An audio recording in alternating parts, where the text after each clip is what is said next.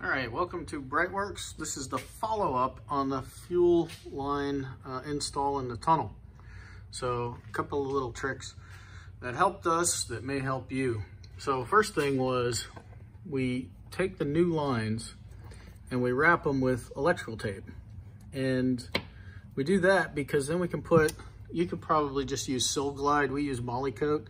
Sil Glide you can get at Napa, but just silicone to make it slippery, so that the tape will pull through.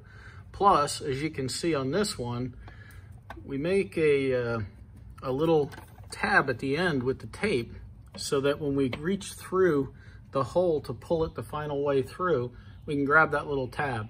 And in that case, the little tab pulled off, but we also used fishing line. Unfortunately, 20-pound test was not enough. There's a lot of interesting information out there. I would say if you pull the passenger seat, not the driver's seat, because you wanna actually be looking in this direction. So if you pull the passenger seat out and then you pull the tunnel cover off, which is just 4 screws, you have the ability to get in there and wiggle these through the last little bit. So we'll put bushings on there, but once we clean everything up.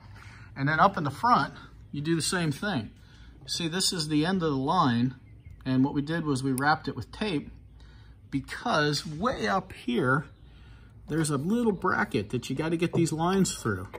And it's a small bracket, and it doesn't seem like this will slide through, but you put some silicone lubricant on the tape, and it helps it all to go through. But pretty good. I would say if you're gonna use fishing line, use something a little bit stronger. But now we've got our 2 lines popped through exactly where they need to be. And it wasn't that bad. So we went through that tunnel and the tunnel that's inside the tunnel, and we got it sorted. So we'll put new lines running from here up to the motor also. But before we do that, we're gonna clean all this stuff up today. That's what today's objective is. But that's what these little brackets are for, in case anybody's like, what do those do? You run your fuel lines through there, and you run your vacuum line through there. And just in case anybody was wondering, why do you do this? Well, here's one of those fuel lines. And what I'm gonna do is I'm just gonna grab this in my hand and bend it. And you can hear it. That was just me bending it. That's a line that carries 35 PSI of fuel pressure. So yeah, you really don't want that in your car. So when you change these lines, take your time, you use some electrical tape, put some Sil Glide or Moly Coat over the top of it, and stuff should go easier. So thanks for watching. Check us out at BreitWerks.com.